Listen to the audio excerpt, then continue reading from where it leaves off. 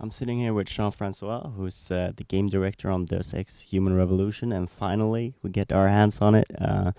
Could you tell us a little bit about people's impression and what you've heard when you've traveled around with the game and shown it and have journalists played it? We receive great feedback, and one of the first thing that journalists come up with, they were like, "Oh, we're relieved! Like it's a real Deus Ex game and everything." So it's what they were expecting. It challenged them and everything, and not forced, but encouraged them to explore different possibilities, and they are really intrigued by the story as well and how the mechanics flow together and things like that. So far, it has been really positive feedback, and I'm really happy about that. Because it seems like Deus Ex, the franchise, is something of a love child to most game journalists. It's a game journalist's games. Perhaps not so many of today's gamers have actually played it back in the day, and so on and so forth. How will you sort of try to bridge that gap and try to introduce people to what made Deus Ex special? Actually, we see this new game like a reboot of the franchise, like as a new IP. We build a new story, new characters, and everything. And frankly, you don't need to have played the old games to feel right at home with this one. Obviously, we'll put some tie-ins with the first one, but that will only speak to the old fans. But if you don't understand those things, it's not critical into understanding and appreciating the game you're playing. And also, we wanted to, like you said, to bring it to a new generation of gamers that might not know about it and everything. So for us, it was all about creating a very immersive game world where players would be encouraged to discover and everything, create compelling characters and try to keep the drama on a human level, so it speaks to a lot of people and things like that. It has a very special sort of the pacing and the tone of everything, and you there is really a lot of sort of hanging around looking for clues, looking things or like that. And I was thinking about the storytelling in the game, because it works in different levels like many modern games do. What was your philosophy behind it, and how do you want the player to experience the story? Actually, we wanted the story to be told mainly through gameplay. Of course, we still rely on some cutscenes to deliver some choke point moments, or just to have a brief introduction of something. But we really hope that the players will invest themselves into this world and not just go from objective to objective, because the game has so much more to offer, and there's different layers of understanding of the story or what's going on, and you can learn more about different characters and probably yourself as well, and things like that. So for us, we hope that for players it's kind of like reading a great novel, graphic novel, something a page turner type of book, so, and that's what we're trying to achieve with this game. Speaking of characters, Adam Jensen, the main character, how would you describe him, and how much sort of freedom does the player have to sort of shape his choices and personality? Adam Jensen is a very loyal guy.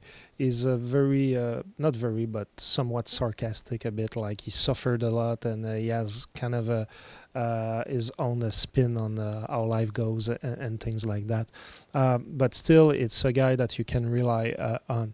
After that, what is interesting, it's always to build a game with a character that has a personality, but at the same time letting the players infuse their own personality in the characters. So for us, it's all about role playing. Like, okay, you're Adam Jensen, you're on a quest to find the truth, but as a player, you might decide that your Adam Jensen is more the tough guy, or another player will go like it's more a sophisticated kind of Adam Jensen. And given the amount of augmentations you can give the game style of the character is really, because for instance, I equipped mine with stealth and a bit of extra aiming. Gotcha. So, I mean, my guy is not going to be in your face perhaps as a character, so it's important to sort of allow the player to shape their character in that way as well. Yeah, absolutely, because like we build this game that you can go with killing or play the entire game without killing anyone except the boss fights, but it's really important that the players have that kind of freedom, because as you're going to face a lot of challenges and everything, you'll meet along the way people that might not be bad guys but not good guys either, but like they're just guns for hire. They didn't ask anything. Do you really want to kill them or not? And like you said, like you want to keep your distance and be low profile, that kind of thing. Well, the game has the tools to support that, and if you want to go a little bit more Terminator style, the game has also some of the tools to make that happen. So as a science fiction fan, I went through the offices and saw a lot of nice references and stuff. I mean, it must be sort of a dream for someone to be able to pick and choose from your favorite works to because it is really a tribute to a lot of science fiction work, the Deus Ex franchise.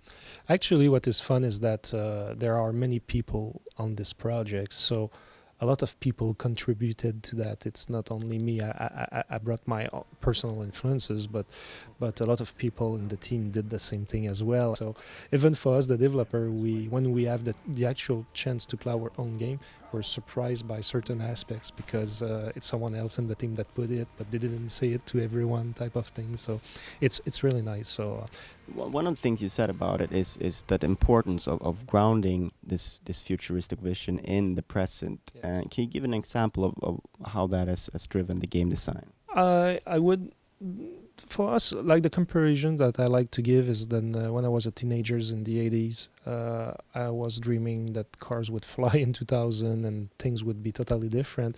And when we are like 20 years after, in 2000 something, our cars are still the same that they were. Of course, we have GPS and tracking device and things like that. But my point is that when we look at it, how the world evolves, it evolves super fast, but at the same time, it stays the same in a certain way. So with our game, that's what we try to do, like to ground it in the world we know and try to put all the attachments of the future that we anticipate and make it special and make it more sci-fi. And for us, it was really important that when you jump in, you have places where, okay, I know this, I know that, I have my own references, and then we attach to it things a little bit more advanced. So I think it's easier to get into this world and get immersed. And even with the augmentations, we went crazy a little bit with some of them and everything, but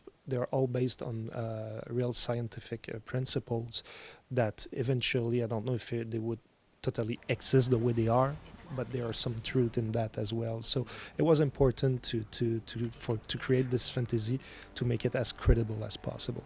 I was thinking about you mentioned the open-endedness of the game and how it opens up after a brief bit into the game. Can you give us a little bit of an insight of what that experience is like, and then side missions and things you can do on side of the main story? Right. Like you experience in this first hands-on, we're more behind enemy lines, so it's all about getting the mission done. And then when you're done with this, you go into a city hub that we call, where there are still missions that you have to do, but now you can expand. You can meet some characters and do some side quests, where it's going to expand on the main story, but on broader terms, if I can say that, and you can learn more about characters, about some of the factions, and even about yourself and your background and things like that. And it was important for us to have this sense of a variety, where you go, okay, beyond enemy line, you have different possibilities, but you cannot go like totally in a different section of the map, another area of the city or whatnot. And when you get in city hubs, this is where now it opens a little bit more. You can go in the streets, talk to people. There are places to shop and buy some things and everything. So it's all about keeping it fresh, you've seen a little bit of something, then we give you something else.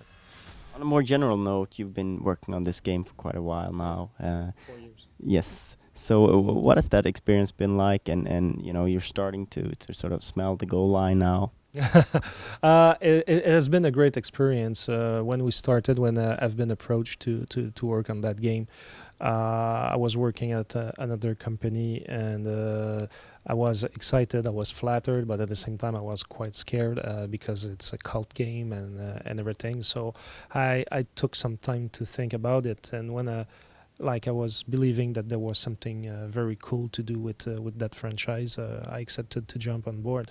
The only thing that has been clear from the get-go is that we wanted to really take this assignment very seriously. We really wanted to put a real successor to Deus Ex out there, like not just some kind of look-alike type of thing. So we took that assignment very seriously. And to be honest, it has been a labor of love from start to finish. And now we're almost at the end. It's about to ship soon, this year actually. And I can't wait for it. So it has been a very exciting journey.